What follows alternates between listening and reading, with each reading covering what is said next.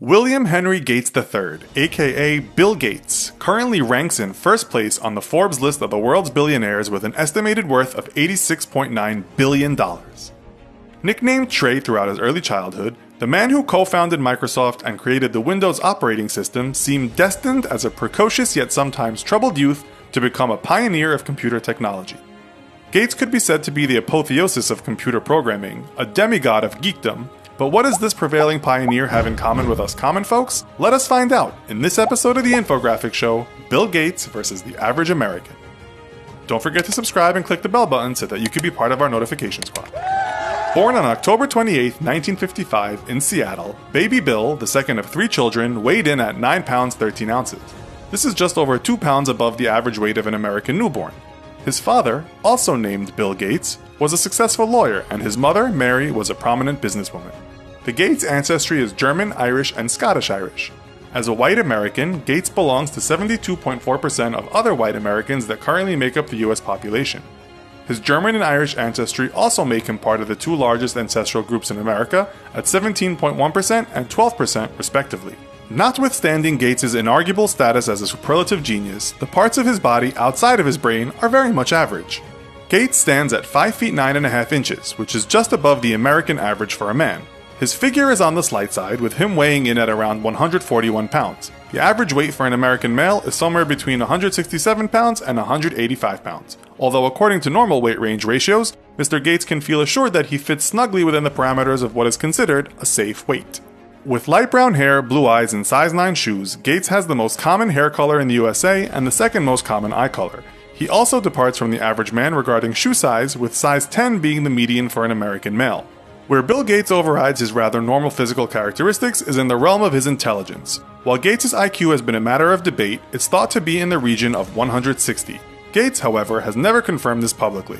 When asked by NDTV in 2012 what his IQ was, he skirted around the answer, stating, "I did well," when he took IQ tests, adding, "I'm good at those goofy questions." But just for fun, let's say Gates' IQ is 160.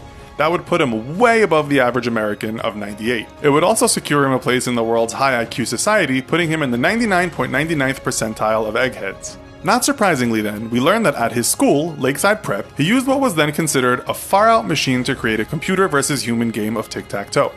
The school was so impressed they allowed him to write the code for scheduling classes. Gates, a rebellious iconoclast from a young age, then was said to have written the code so that he was put in classes with a disproportionate number of interesting girls.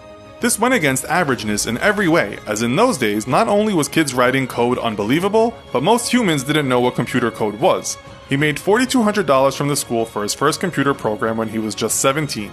That was in 1972, when the average yearly American wage was $7,133. He also got banned from programming at school with his friend and co-founder of Microsoft, Paul Allen, as the two had exploited the code to get more computer time. In spite of his disregard for school rules, Gates did remarkably well on his SATs, scoring a 1590 out of 1600. This put him in the 99th percentile of test takers, with only 1,149 other students from 1.67 million testers being able to do as well as he did. Incidentally, his good friend Paul Allen and future business partner did even better, attaining a perfect score. On seeing the young Gates' proclivity for programming, he was granted a place at Ivy League Harvard University. As of 2013, 65.9% of Americans achieve entrance at university level. Getting into Harvard, however, is no easy feat, with the admission rate for 2020 standing at 5.22%. This didn't seem to have much impact on our young, soon-to-be entrepreneur, who dropped out of Harvard to devote himself to what would become one of the world's most recognizable corporations. Dropping out of university in the USA is perhaps more common than you may have thought, with more than half of enrolled university students deciding not to finish their degree, in one sitting at least. When Gates and Allen started Microsoft in 1975, Gates was just 20 years old. While the tech industry is renowned for some of its most successful entrepreneurs to have started young, this is still today a fairly ripe age to start a company. While today we don't associate Bill Gates with a devil-may-care reckless attitude, 2 years after leaving Harvard, the young man was arrested for driving without a license and speeding, and 2 years later arrested again for driving without a license and not stopping at a stop sign. He joins 1 in 3 Americans that have a police record. Aside from his brushes with the law, Gates was making hay while most of the world wasn't even aware the sun was shining on a place we now know as Silicon Valley. Gates built IBM's MS-DOS operating system in the early 80s, giving him his first windfall of $50,000, a measly sum in retrospect considering what was about to happen.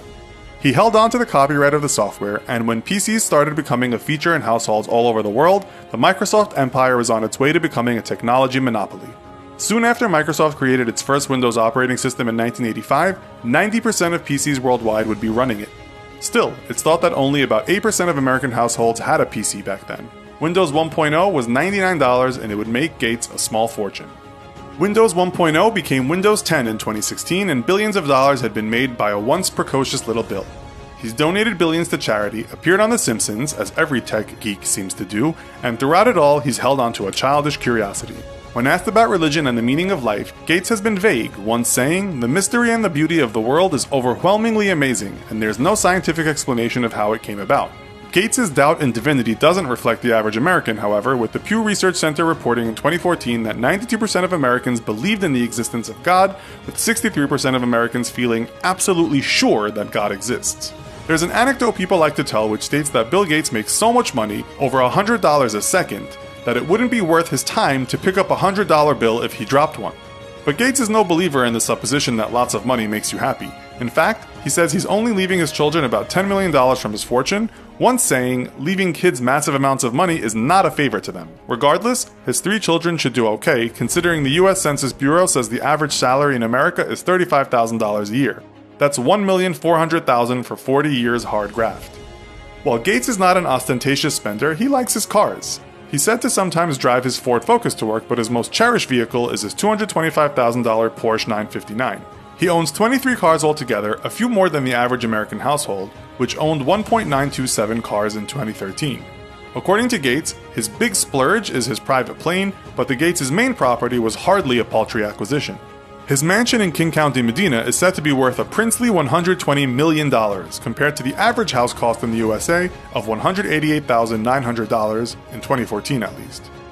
For all his grand accomplishments and indisputable genius, Gates likes to maintain that he is just an average guy. He says he is fond of indie band Weezer and has a liking for watching reruns of the spoof documentary Spinal Tap. "Money has no utility to me beyond a certain point," Gates has said, along with, "I do the dishes every night." This is perhaps testament to the fact that the techno god keeps his feet firmly on the ground. So how do you compare to the man from Seattle? Let us know in the comments. And if you like these types of comparisons, be sure to check out our other video, Donald Trump versus the Average American.